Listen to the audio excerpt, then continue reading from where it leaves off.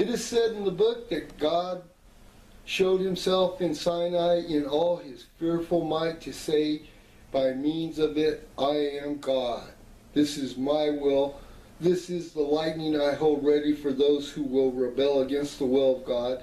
And before speaking, he ordered that none of the people should go up to contemplate him who is, and that also the priests should be purified before approaching the limit of God, that they may not be struck, because it was the time of justice and of trials.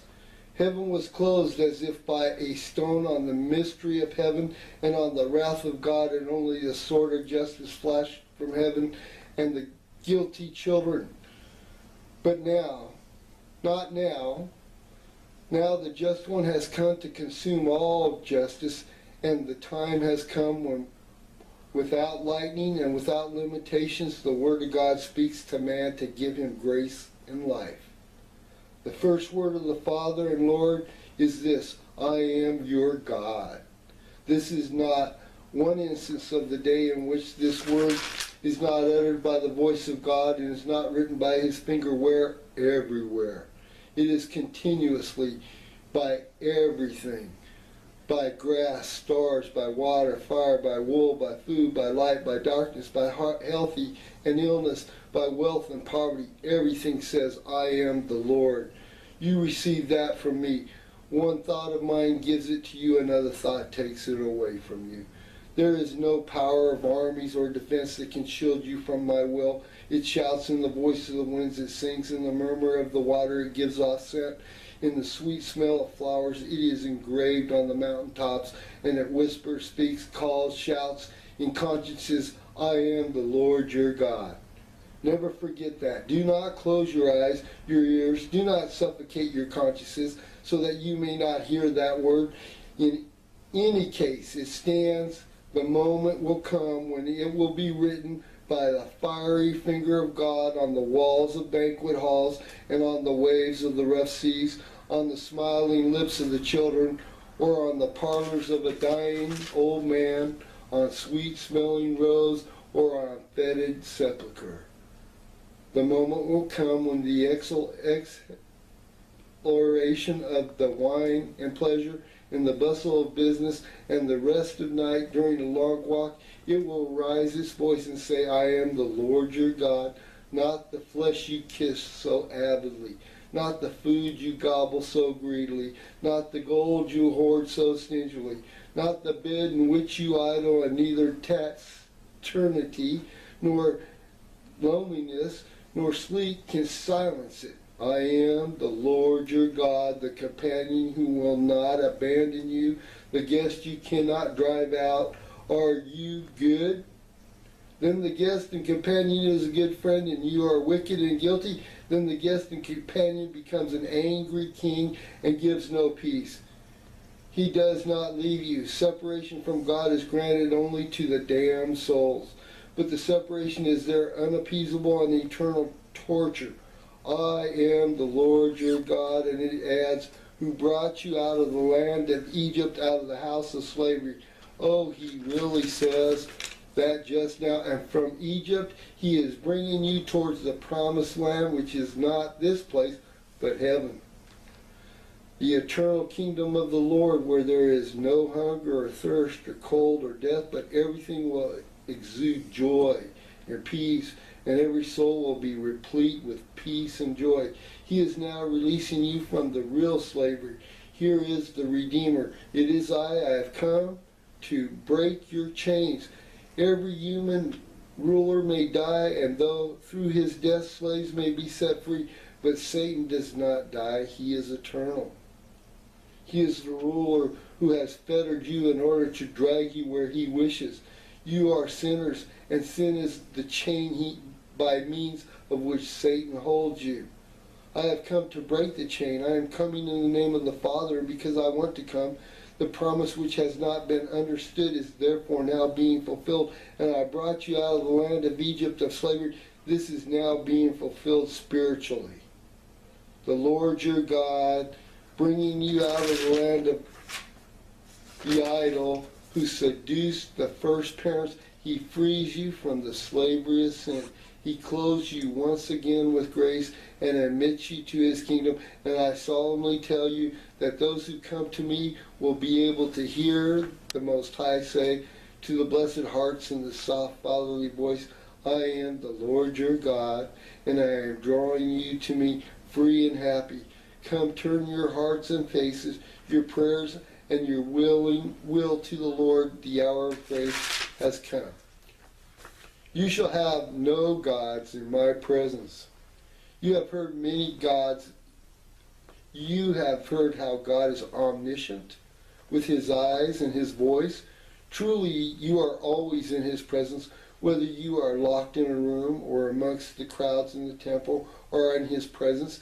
If we are concealed benefactors hiding our faces from the people we help, or murderers who attack and kill wayfarers in a lonely gorge, we are always in his presence. A king in the middle of his court, a soldier on the battlefield, a Levite inside the temple, a wise man bent over his books, a peasant in the furrows, a merchant at his desk, a mother watching over her cradle, a bride in her nuptial room, a virgin in the secrecy of her father's dwelling, a child studying at school, an old man laying down to die. They are all in his presence. They are all in his presence, and all the actions of men are in his presence. All the actions of men. A dreadful word and a comforting one. Dreadful if the actions are sinful, and comforting if they are holy. To know that God sees us prevents us from doing evil and encourages us to do good. God sees that I am doing the right thing, and I know that he does not forget what he sees. I believe he rewards good deeds, and I am therefore certain that I shall be rewarded, and I rest on that certainty. It will give me a happy life and a placid death, because both in life and in death my soul will be comforted by the bright light of God's friendship. That is the reasoning of a person who does good. But why do evildoers not consider idolatry as one of the forbidden things? Why do they not say, God sees while I simulate a holy cult? I worship a false god or false gods, to whom I have erected an altar, unknown to man, but known to God. Which gods may you object? If even in the temple there is no image of God, which are the faces of these gods? If what was impossible to elaborate a face, because the perfect and most pure one cannot be worthily represented by man? Only the spirit can catch a glimpse of the incorporeal sublimity, beauty that can hear his voice and appreciate the caresses which he bestows upon holy persons worthy of such divine contact. But the sight and hearing, the hand of man cannot see or hear, and therefore they cannot repeat with sound on a lyre or with a mallet or a chisel or marble what the Lord is. Oh, endless happiness when you souls of just people will see God. The first glance will be the dawn of the blessedness which will be your companion for centuries without end. And yet what we cannot do for the true God, man does for false gods. And one erects an altar to a woman, another to gold, another to power, another to science, another to military triumphs. One worships a mighty man equal to himself by nature, but greater in arrogance or luck. Another worships himself, saying, there is no one like me. Such are the gods of those who are the people of God. Do not be astonished at the heathens who worship animals and reptiles and stars. How many reptiles, how many animals, how many dead stars you worship in your hearts? Lips utter lies of flattery to possess, to corrupt. Are those not the prayers of secret idolaters? Hearts brood over thoughts of vengeance, of illicit trades, of prostitution. Are not the cults devoted to the impure gods of lust, greed, and wickedness? It is said, you shall adore nothing but your true one, eternal God. It is said, I am strong in the jealous God. Strong, no other strength is greater than his. Man is free to act, Satan is free to tempt, but when God says enough, man can no longer do wrong, Satan can no longer tempt. The latter is driven back into the hell, the former is checked in his misuse of evil doing. to which there is no limit beyond which God does not allow anyone to go? Jealous? Of what? Of which jealousy? Of the petty jealousy of petty men? No, the holy jealousy of God for his children. The just loving jealousy. He created you. He loves you. He wants you. He knows what is harmful to you. He is aware of what is capable of separating you from him. And he is jealous of what interposes between the Father and his children and diverts them from the only love which is health and peace, God. Understand that jealousy, which is not mean, is not cruel, is not restrictive of freedom, which gives itself to the limited creature to draw itself to its infinity. A good father does not want to enjoy his wealth by himself, but he wants his children to enjoy it with him. After all, he has accumulated his riches more for his children than for himself. God acts likewise, but he conveys to his love and desire the perfection which is in all his actions. Do not disappoint the Lord. He promises the guilty father of the guilty children punishment, and God always keeps his promises. But do not be disheartened, O children of men and of God. Listen to the other promise and rejoice. I show kindness down to the 1,000th generation of those who love me and keep my commandments. Down to the 1,000th generation of good, and to the 1,000th fault of the poor children of man who fall not out of wickedness, but out of their thoughtlessness and Satan's snares.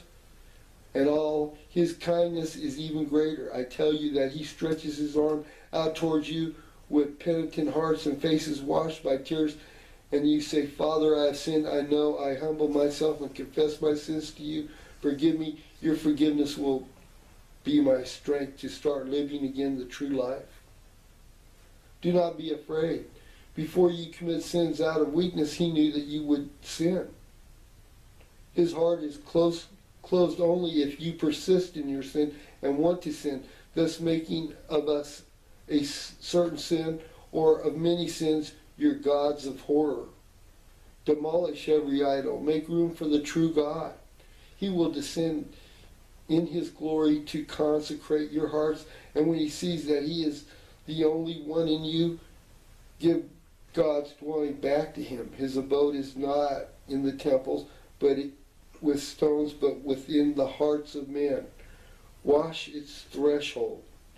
Clear its interior with all useless or sinful decorations. Only God, he alone, he is everything. In no way is inferior to paradise the heart of man in which God dwells.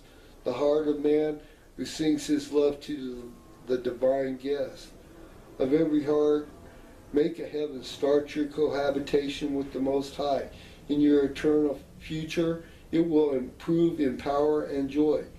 But even here it will exceed the trembling amazement of Abraham, Jacob, and Moses, because it will no longer be the dazzling, frightening meeting with the Mighty One, but the permanent life with the Father and friend who descends to say, it is a joy for me to be amongst men. You make me happy. Thank you, Son.